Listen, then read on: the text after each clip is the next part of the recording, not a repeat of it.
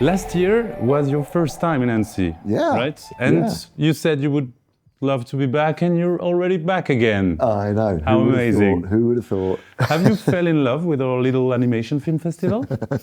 You know what? I had such a great time last year because there seemed such a sense of freedom here, and obviously, you know, the world is in such turmoil, and yet there is this little place that can examine all the turmoil that's going on in the world, but through a very innocent and childlike lens. And I think that's so valuable, and that it really speaks to me. It really speaks to me.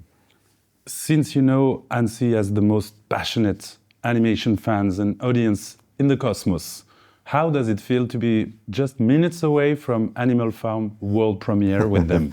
I have to admit, it's been such a long time coming. We started working on this, or I had the idea first of all about 14 years ago, and it's had so many challenges to come into being, and really only in the last 4 years was it possible. And it was a very it's been a big part of my life, and all the projects I seem to get involved in take huge chunks of my life, big long periods of time. So I'm a little nervous, but I'm very excited, and I think the thing about Animal Farm, and one of the reasons why it's taken so long to make, is because people have so many of their own interpretations about what Animal Farm is, and that some people are devoted to the book and love the book, and some people don't know the book at all. And so the whole journey's been about how to present this adaptation, which speaks to both young and older inquiring human beings, and is entertaining too, but also doesn't lose the Orwell's message. And that's why it's taken such a long time, I think, to fine-tune exactly how we wanted to present it.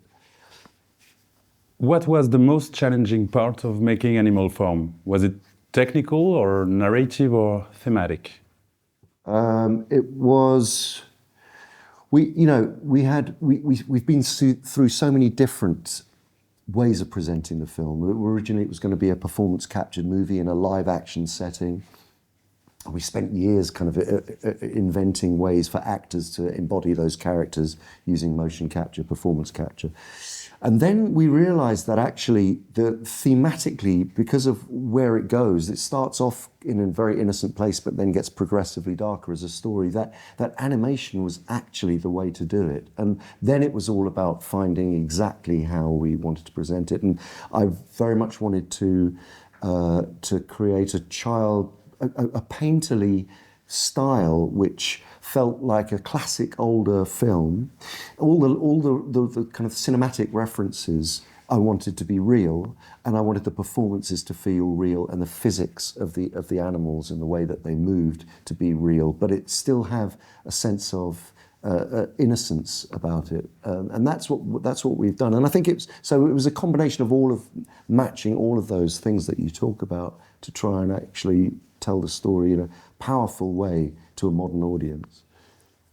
Could we say that there were a challenge of bringing anthropomorphic animals to life, but keeping their way of moving, their way of behaving? How did you manage to combine those two stakes? But that was exactly, I mean, when we started to work with Cinesite, that's what we began to explore, working with their amazing team of animators. And I really didn't want them to move in such a human way, or in a way that was worked against the real physics of how they would naturally walk. So Boxer, the Shire horse, I wanted him to have weight and to feel like he was a horse, you know, not that he would dance in a more sort of human way. And even with the character, I play a small cameo role in it, but the rooster, you know, there would have been a way that you could make him very, demonstrative and physically very human. But I wanted to work against that and make him much more of a real character. And also, crucially, that a lot of the characters I wanted to shoot as if they're close-ups, as if they were actors on screen. So I wanted, working with the animators was always about making them do less, so that the audience can lean into the performance internally more. So sometimes you have to downgrade a bit the animation so we can understand its animation and it's for us to lean in. Yeah, and also it's quite wordy. Animal Farm, you know, there's a lot of dialogue, and the scenes are very dramatic scenes with drama. I mean, they're funny as well. There is a lot of humour. Orwell wrote a lot of humour into the characters, but it's all the time sort of walking a tightrope, so that there's always the undercurrent and the stakes of what's happening to them as life, you know, after the rebellion, that life begins to get more and more difficult again, and they become, they become oppressed by the pigs as the pigs take over. But so it has to at all times be emotionally truthful. It has to have, it does get darker, but yeah, as I say, I wanted it to feel like a live action film, but through an animated lens. Yeah. And without losing the gravity of the original story. Exactly. There would be no point in making it without feeling what those animals are going through and the hardships that they face, but there is a way of doing it which isn't off-putting, and I think that was part of the early discovery, was, you know, the design of the characters so that they didn't look too beaten up and too disfigured or ugly, or kind of, you know, that allowing the innocence to be an important mask in a way for what's going on, I think has really helped us able to tell the story in the way that we wanted to tell it. If it's a 14 years project, at which point of this come the identification of the voices you want in your film?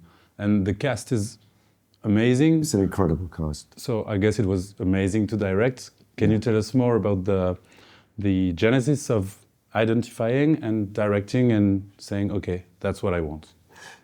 We met actors 10 years ago, that some of whom, like Seth Rogen, who've stuck with the project, Jim Parsons, who stuck with the project because they loved the book, they were passionate about the book, and so many people that we asked, they didn't think twice about it because of their relationship with the book, which was amazing.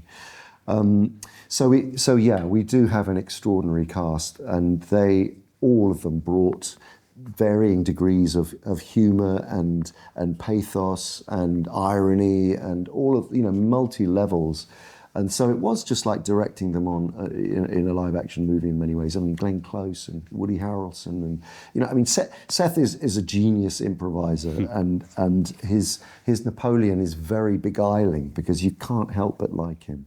You know, he's a very funny character.